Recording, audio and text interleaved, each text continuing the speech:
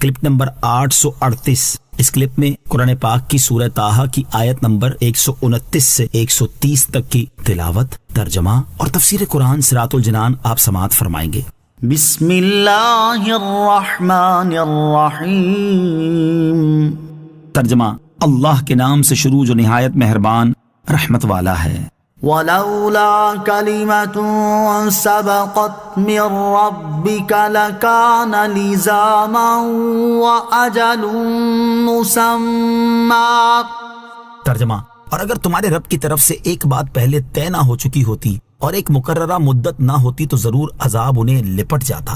وَلَوْلَا كَلِمَةٌ سَبَقَتْ مِنْ رَبِّكَ، اور اگر تمہارے رب کی طرف سے ایک بات پہلے نہ ہو چکی ہوتی۔ ارشاد فرمایا کہ اگر تمہارے رب عز و جل کی طرف سے ایک بات پہلے طے نہ ہو چکی ہوتی کہ محمد مصطفیٰ صلی اللہ علیہ وسلم کی امت دعوت کے عذاب میں قیامت تک تاخیر کی جائے گی اور سابقہ امتوں کی طرح جڑ سے اکھاڑ کر رکھ دینے والا عذاب ان پر نازل نہیں کیا جائے گا، اور قیامت کے دن ان کے عذاب کی ایک مقررہ مدت نہ ہوتی تو ضرور عذاب انہیں دنیا ہی میں لپٹ جاتا۔ اس امت پر عذاب عام نہ آنے کی وجوہات۔ اس سے معلوم ہوا کہ تاجدار رسالت صلی اللہ علیہ وسلم کی امت میں سے جو لوگ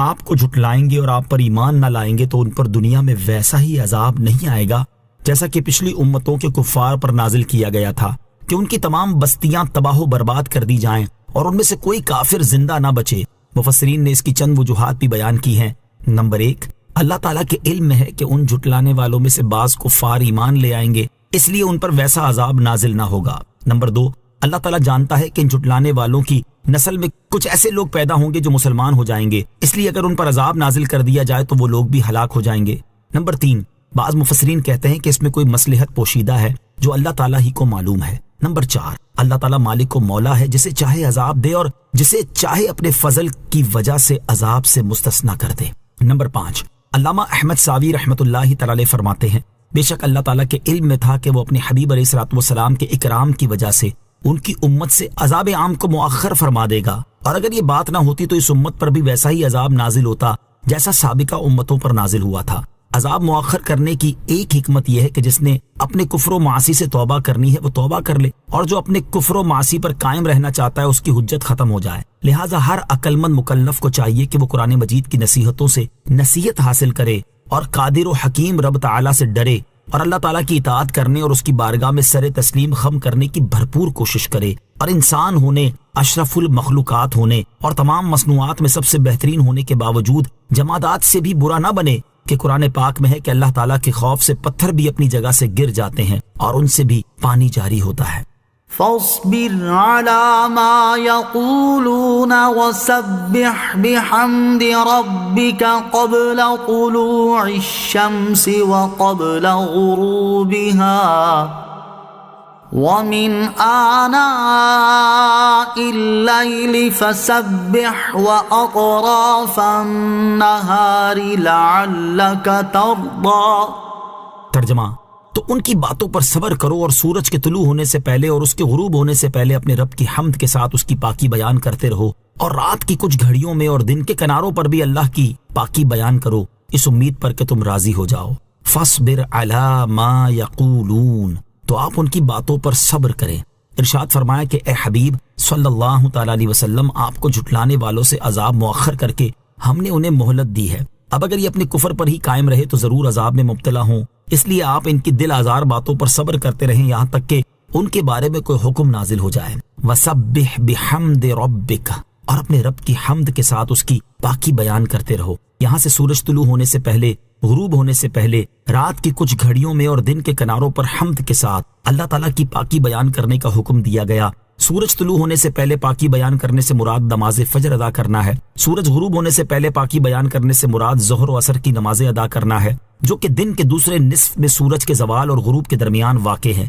رات کی کچھ گھڑیوں میں پاکی بیان کرنے سے مغرب اور عشاء کی نمازیں پڑھنا مراد ہے۔ دن کے کناروں میں پاکی بیان کرنے سے فجر اور مغرب کی نمازیں مراد ہیں، اور یہاں تاکید کے طور پر ان نمازوں کی تکرار فرمائی گئی ہے۔ بعض مفسرین سورج غروب ہونے سے پہلے سے نماز عصر اور دن کے کناروں سے نماز ظہر مراد لیتے ہیں۔ ان کی توجیہ یہ ہے کہ نماز ظہر زوال کے بعد ہے اور اس وقت دن کے پہلے نصف اور دوسرے نصف کے کنارے ملتے ہیں، اور یہاں پہلے نصف کی انتہا اور دوسرے نصف کی ابتدا ہے۔ لعلک ترضی، اس امید پر کہ تم راضی ہو جاؤ۔ یعنی اے حبیب علیہ الصلوۃ والسلام، آپ ان اوقات میں اس امید پر اللہ تعالیٰ کی تسبیح بیان کرتے رہیں کہ آپ اللہ تعالیٰ کے فضل و عطا اور اس کے انعام و اکرام سے راضی ہوں، آپ کو امت کے حق میں شفیع بنا کر آپ کی شفاعت قبول فرمائے اور آپ کو راضی کرے۔ اللہ تعالیٰ اپنے حبیب علیہ الصلوۃ والسلام کی رضا چاہتا ہے۔ علامہ احمد ساوی رحمۃ اللہ تعالی علیہ اس آیت کے تحت اپنی مشہور کتاب تفسیر ساوی میں فرماتے ہیں، اے بندے، اس لطف و کرم والے خطاب کو دیکھ جس سے معلوم ہوتا ہے کہ حضور اقدس علیہ الصلوۃ والسلام رب العالمین کے حبیب ہیں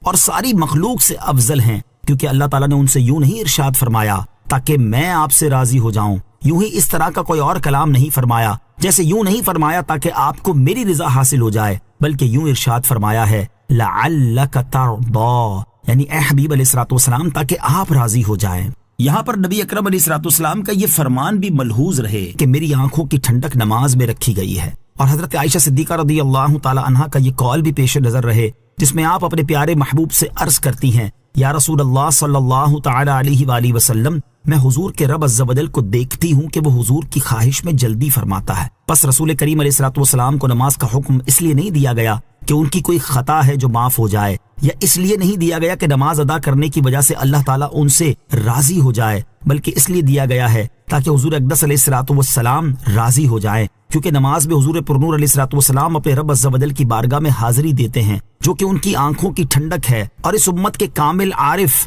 اولیاء کرام کو بھی اس مقام سے کچھ حصہ ملتا ہے۔